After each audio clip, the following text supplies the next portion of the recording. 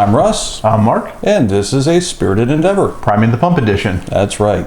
All right, so tonight we're going back to Jura.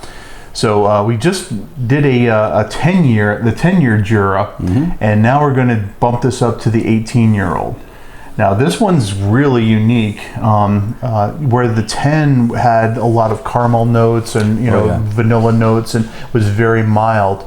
This one is actually aged in wine casks, ex-bourbon, and then finished in wine casks.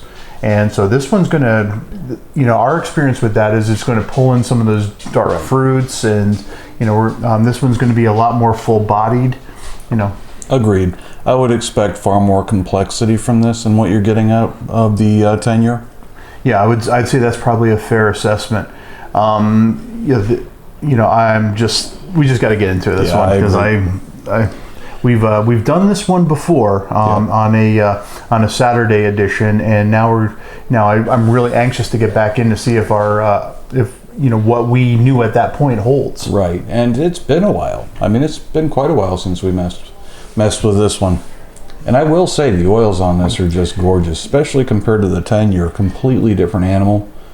Now the 10 I think we thought was probably chill filtered. Yeah. This one I'm not so sure. Not based on these oils. Yeah. I mean, it's possible, but man, the oils compared to the 10 are a completely different animal. Yeah, this is going to have some palate cling to it, probably a very lingering finish. I would think so. Yeah. Oh yeah, I'm getting the dark fruits on that. Maybe like a cherry, Yeah, I'm getting a little bit of a brine or salty aspect to it.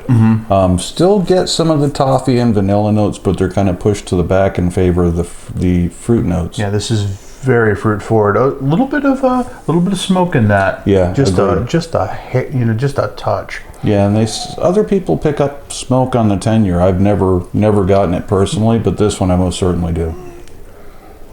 Slancha. Cheers. Okay, yeah. I'm getting some barrel spice. Yep. In that vanilla notes. I'm getting almost like a coffee finish on the end of that. I agree. I've almost picked up on that on the 10-year. I get it a little bit more on this one. But the big one for me is those fruit notes. Yeah, for sure. The wine barrels definitely bring that to the table. And they're dark, but to me it's almost like eating the skin of a plum. Oh, where you get that little bit of a bitter aspect to it. Exactly. Oh man, wow. Yeah, but I'm getting like an espresso note on that. Yep. That little coffee flavor. I mean, a little bitterness to it. Yeah. I think all of that's in there. And you're right about it lingering. I mean, I'm still getting some of that toffee kind of vanilla after the fact. But yeah, on the palate, certainly lots of fruit. Yeah, wow. This is a completely different animal than the 10-year. Absolutely. I can taste some of what goes into the 10-year in this. There are some similarities as far as the base, but they've just built upon it so much. Probably because they use the same grain for all of their whiskeys. It's all made on Jura, or all grown on Jura. Yeah. I think the peat comes from Jura. So I mean, it has a lot of those, similarity in flavors. You got that there, but they took this one in a completely different direction. Yeah, my understanding of Jura is, unlike many other distilleries out there, the same spirit that you find in the 10-year is in the 18 and all the others. They don't distill something specifically for their 18. So it's all about the maturation, how long they're maturing it, what kind of barrels they're using. Yeah, and the finish. Yeah, it's really interesting. I really like it. Yeah, I really like this too.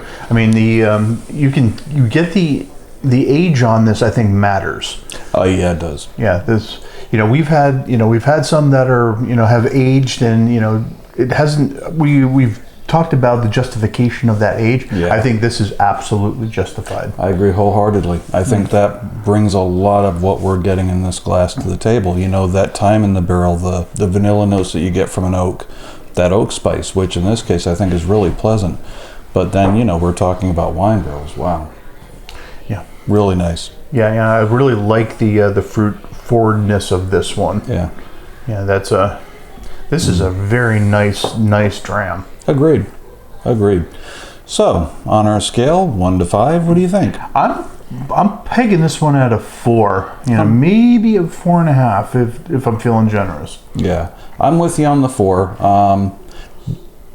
Not tempted to go 4.5 just yet, although this is just our second time drinking it, so that could change with time. But yeah, I think it's a good solid 4. Well, we're past the neck pour, so I mean, I think the flavor is getting a little more complex. The oxygen has gotten to it a little bit. It's mellowed it out a little from what I remember it being the first time around. Yeah, I agree with that.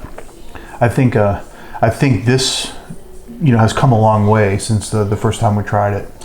I think our palates have come a long way since the first time we tried it that's too. probably true. Because we've had quite a few whiskeys since then. Yeah, we have. Don't judge.